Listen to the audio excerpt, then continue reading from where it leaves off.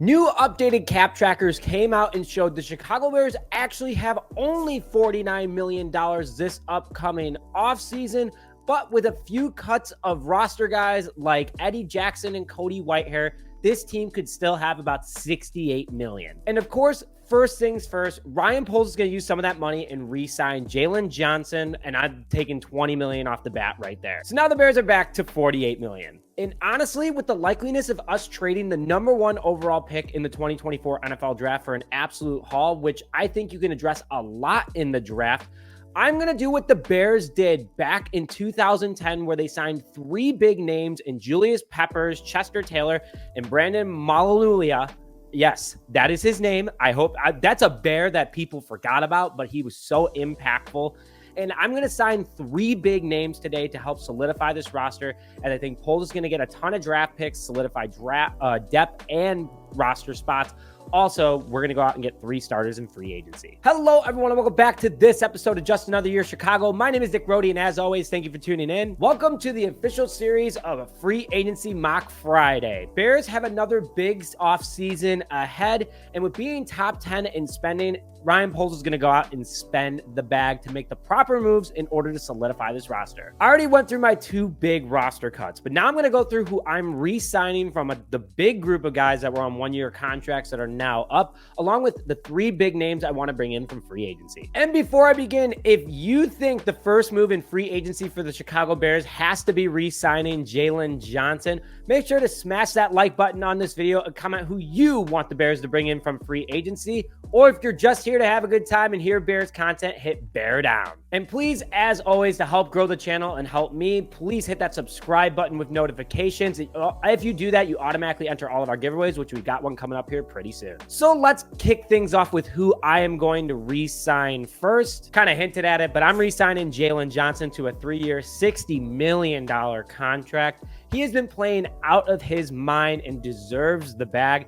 He deserves the money that Eddie Jackson has been getting over the last couple of years. Johnson has arguably been one of the best corners in the NFL over the last couple of seasons.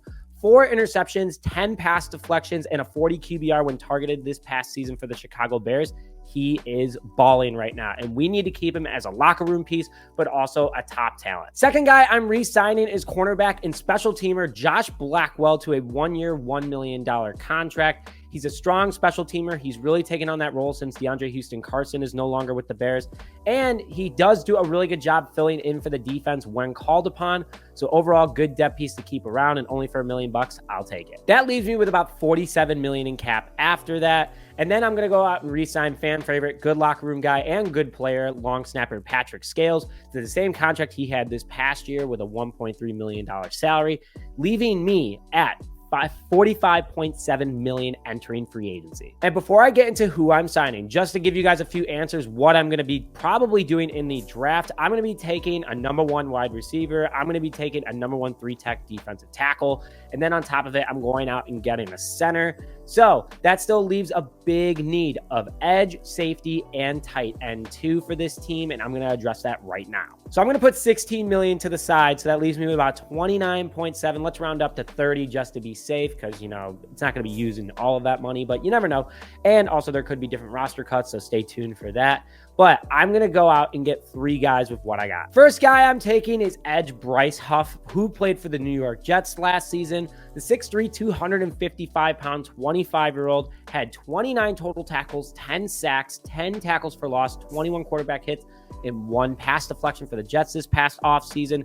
He's fast off the line, goes at opposing blockers with a bull rush, and always seems to win at contact. He's also not projected to have a huge contract because this was a big breakout year for him. He's a hungry guy, undrafted free agent a few years ago for the Jets, has worked his way up to being one of the most respected edges in this league. But because he's not like a big name, he's only done it for 1 season, Bears can get him on a relatively cheap contract. And according to PFF, he's projected to get a 3-year, $36 million contract. I would sign that in a heartbeat. Let's take the average of $12 million. That leaves me with $18 million left after that signing. Second signing I'm doing is I'm addressing safety, and I'm taking Kamren from the Washington Commanders. The big 6'2", 198-pound safety is only 24 years old.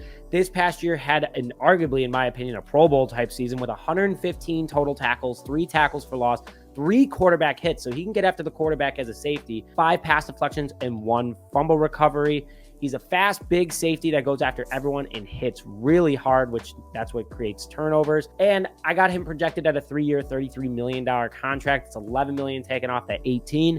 And that leaves me with about $7 million left. And finally, to help Shane Waldron out, because he is coming and there's a good chance he's not only going to bring coaches, but maybe some of his targets last year from Seattle.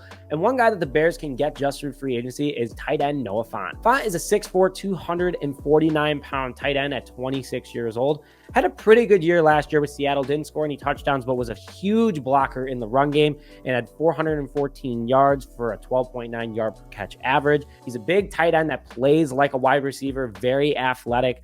And again, he played in Shane Waldron's offense for the last year. He's did a really good job, fit well. He's a free agent. I could see Waldron saying, hey, bring this guy in. I think he'd be a great pairing with Komet, which I think he would be too. And overall, he's not that expensive. He's projected a 3-year, $18 million contract, which works out perfectly because that leaves me with $1 million left. There's going to be contract restructures. There's going to be franchise tags. There's going to be a lot of situations. But if that was the case today, this is what I'm doing to help solidify that roster because I'm going to finalize it in the draft. And man, this team is going to be scary good next year. Put your thoughts in the comment section below. As always, please like this video. And if you please could, hit that subscribe button. But happy Friday, everyone. Hope you have a great weekend. Stay tuned for tomorrow's episode on Saturday. You're not going to want to miss it. And with that, thank you as always for tuning in and bear down, baby.